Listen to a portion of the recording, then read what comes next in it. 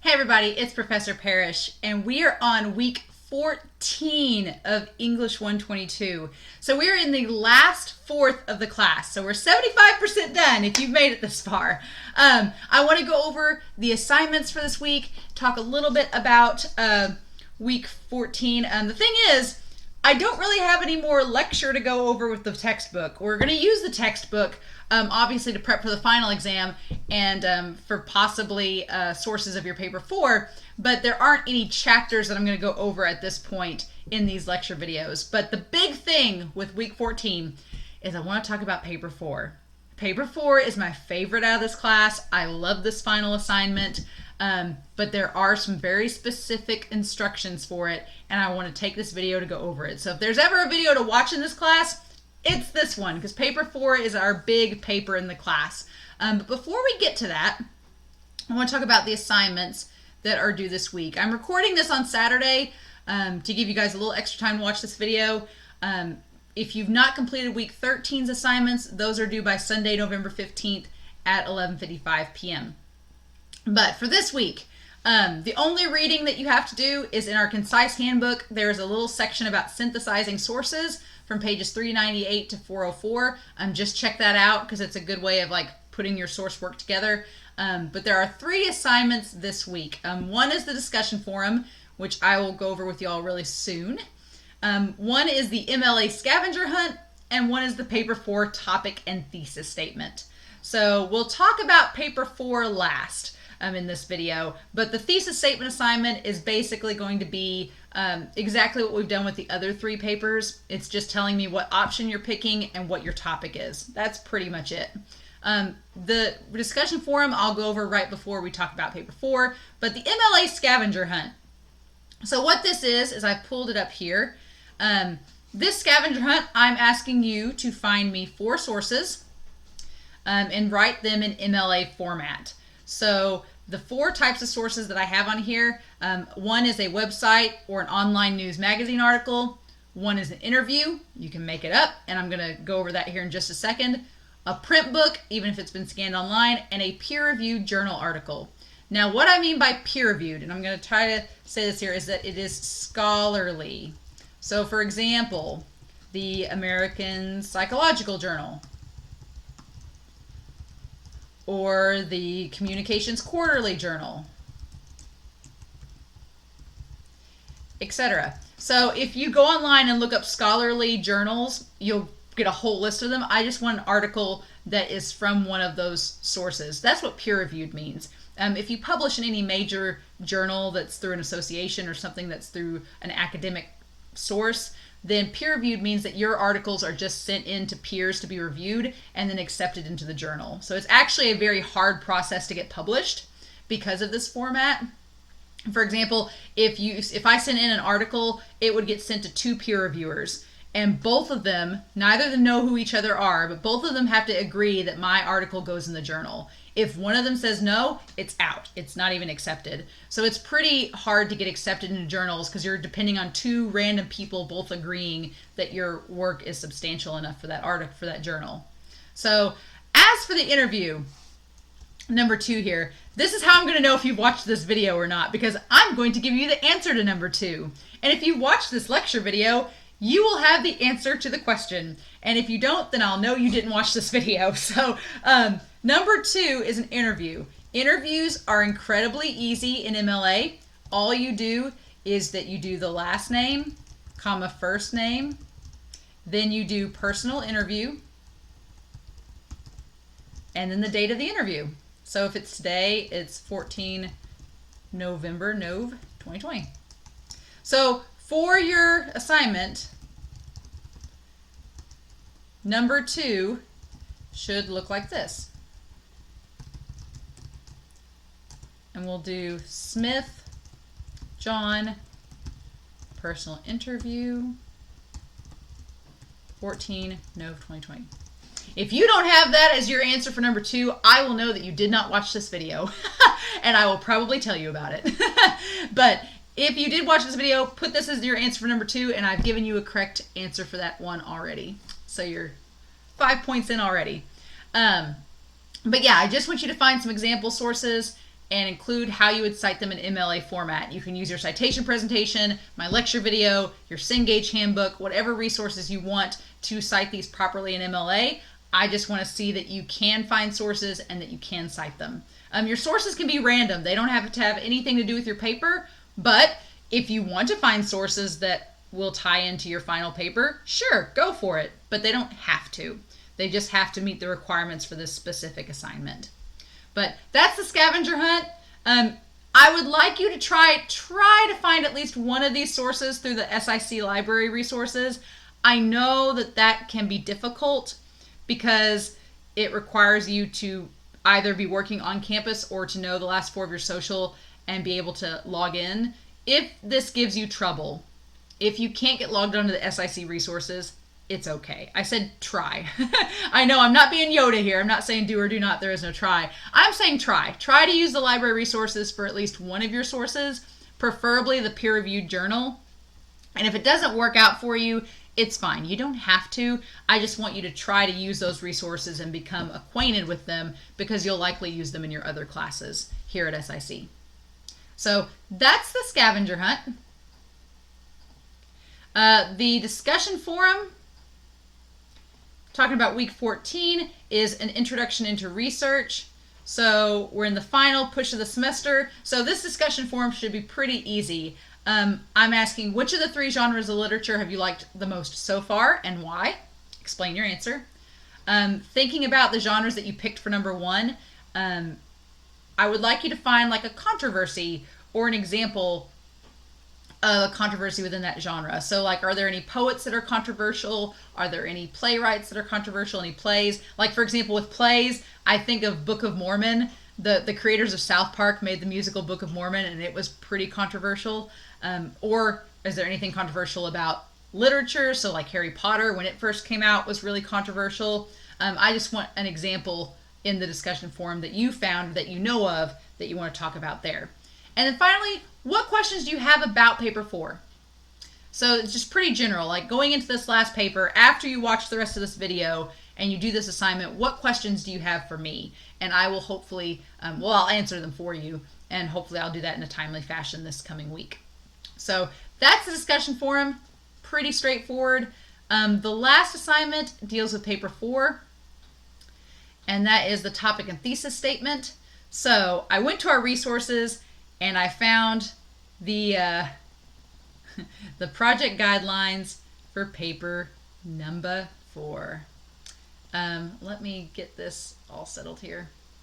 So let's go through this. So the final project.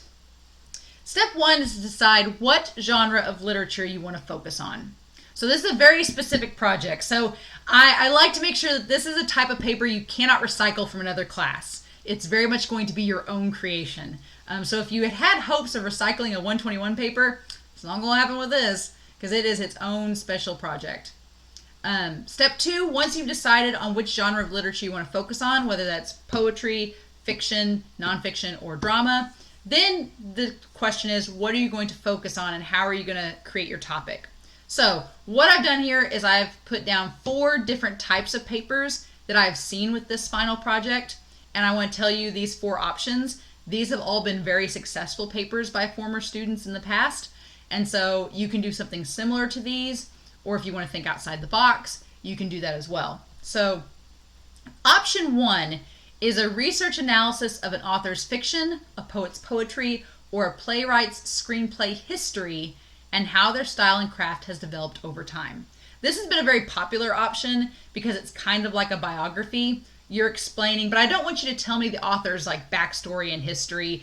I want you to kind of do like when you do like a band's discography or a director's filmography, this is kind of like a writer's sort of bibliography. It's kind of like an examination of the works that they've done. So for example, in fiction, if you want to focus on Stephen King, I want to know how has Stephen King's writing developed and changed over time. And you can talk about that. If you want to do poetry, you can say Robert Frost. How has his poetry developed? Or you can do playwrights. You can do, if you wanted to get crazy, you could do like, he directed Cats, and Phantom of the Opera and a bunch of other plays. You discuss playwrights. I feel bad that I can't think of his name on the spot now, but you can talk about the plays that they've done. So I just want to kind of know, if you choose option 1 here, just a background of the types of works that they've created and how that style, how that theme, how those elements have changed over time. So it's going to be an examination of the elements of that genre of literature that you look at and how it relates to that author's work. That's option 1. Option 2, a controversy within the genre. I really like this option because you can look at like some controversial books or controversial plays. For example, you could do Book of Mormon, how it was controversial, what the reception was, what about it made it controversial, etc. I've had a few students choose this option and had some really good results. A few years ago, they did the live action or the live. They've been doing like live adaptations of musicals. So they did like Sound of Music live, Peter Pan live. Well, this student wrote about Rocky Horror live and should it be remade? Why or why not? Was the live adaptation effective? Why or why not? That one was a good one, but probably my favorite of the second option was Harper Lee. A bunch of publishers found that she had a manuscript for a sequel to To Kill a Mockingbird, which To Kill a Mockingbird is considered an American classic. It's in the canon. It's considered a very popular piece of 20th century fiction. And so these editors and publishers found out that Harper Lee had created a sequel, but she never published it. And so this student focused on why didn't Harper Lee publish a sequel, and she focused on how these publishers basically peer pressured this elderly woman, because Harper Lee was elderly when they found this out. She was like in her 80s. And they basically peer pressured her into releasing the manuscript into a sequel, which is To Go Set a Watchman. And then the student focused on the reception and the reaction to that. So I've never read Go Set a Watchman because, one, I think that they did exploit an elderly woman, and I think that's wrong. And two, based on my student's paper, they talked about how Go Set a Watchman completely reverses some of the ideas and themes of To Kill a Mockingbird. And I'm like, I don't want to read that. I like the themes of To Kill a Mockingbird. I don't want to go back and reverse any of that. So it was a really good paper, but it focused on a really cool controversy and something that's still happening, in that these industries are peer pressuring artists and peer pressuring people to do certain things that they're maybe not comfortable with. So I thought that was interesting. The third option is to research a piece of drama and fiction and how it's adapted into another genre, such as film. This is not just a book report, so I don't want to know just like Hunger Games, how is it adapted from the book to the film? I want you to go beyond that, like explain like not only what changed not only what changed in the adaptation, but between the book genre to film genre, what changed, what was better, what was worse, why were these changes made? I had a student do a really cool example of Batman versus Superman. They talked about the death of Superman, the comic, and how when it was adapted into the screenplay for Batman versus Superman, like what changed, what was added, what was cut out. It was a really cool look that helped explain why certain parts of the film did or didn't work. So that's option 3. You can talk about adaptation. And then the final option is you can do an analysis of a specific play, piece of fiction, or poem. It cannot be one that you've already done a paper on. So if your paper number 3 was on Hamlet, you can't choose Hamlet for this last paper. But if you did Hamlet and you want to do Macbeth, you can do Macbeth. It's just going to be a longer version of our previous papers, if that makes sense. So you've got 4 main options here you can choose from: the biography, the controversy, the analysis and adaptation, and just the analysis of the piece of literature in general. But if you have any outside the box ideas, for example, if you like creative writing and you want to do an extended short story, that is a possibility. That is an option.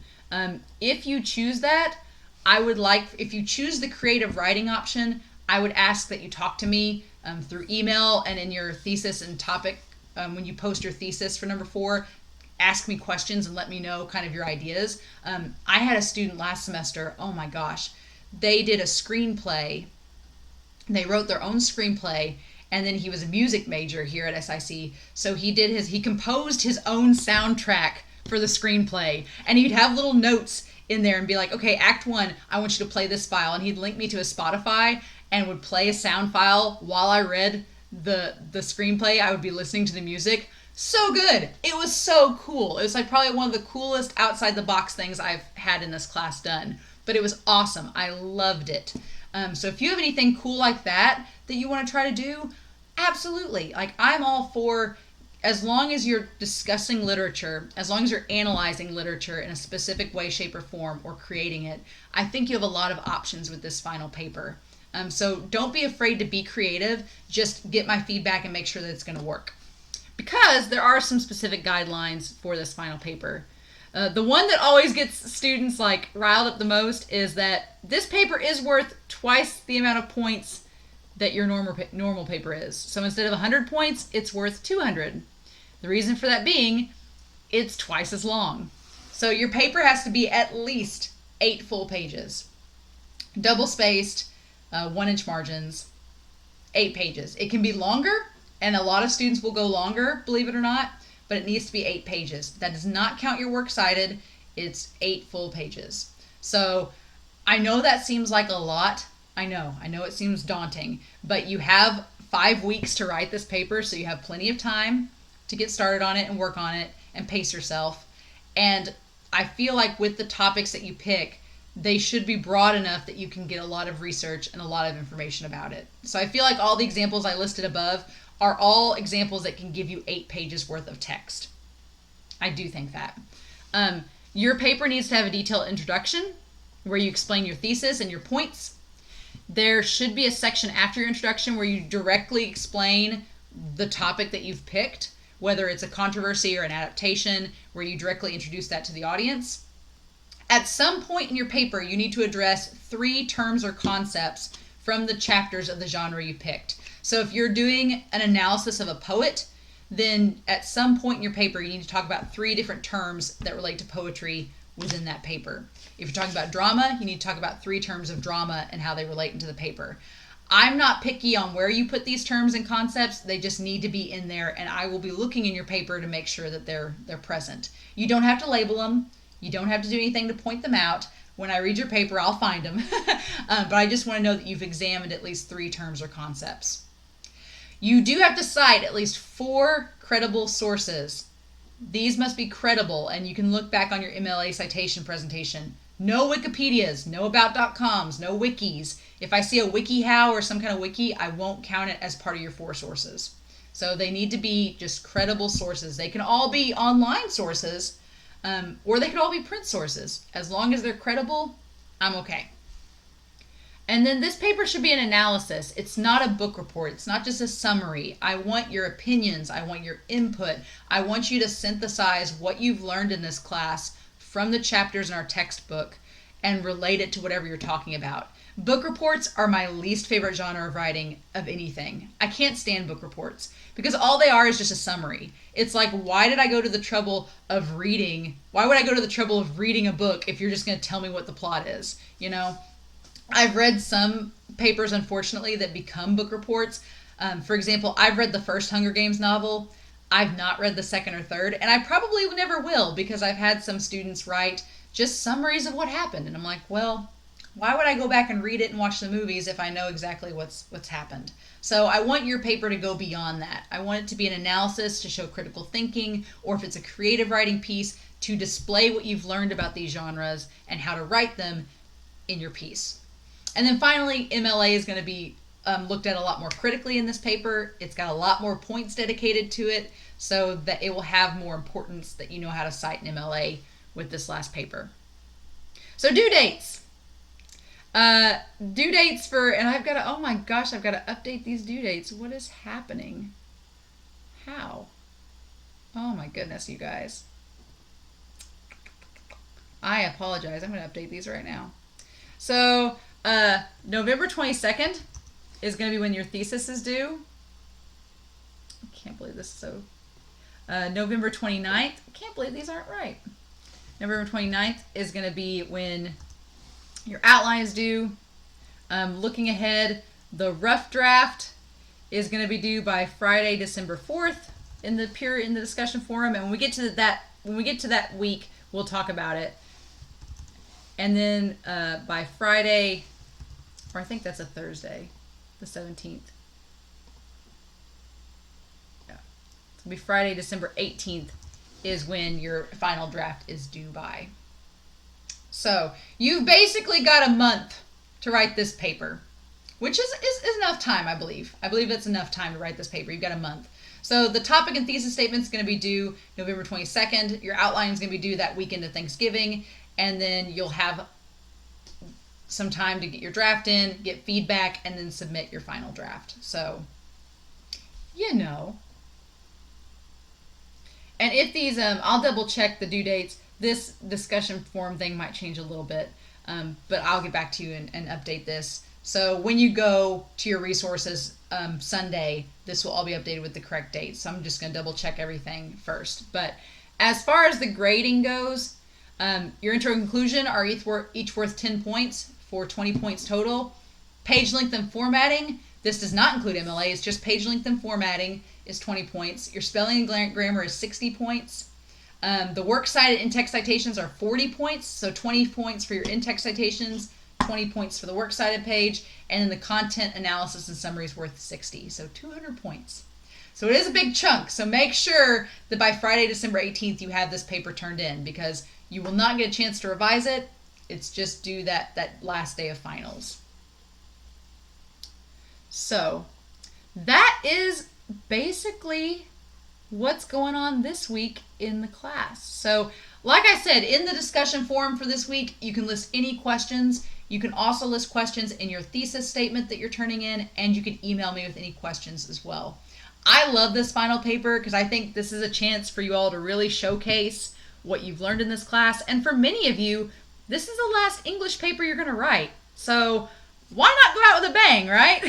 Why not go out on a high note? So I always feel like I've had students say that this paper was really something they were happy with or proud of because it was like their capstone for their English classes, and that they got to go out and be like, yeah, I created this, here it is. I want it to be a paper that you all enjoy writing and that you're happy with when you get it all said and done. So with that being said, I hope you all have a wonderful week. Please stay safe, take care, and I will talk to you all again very soon. Bye.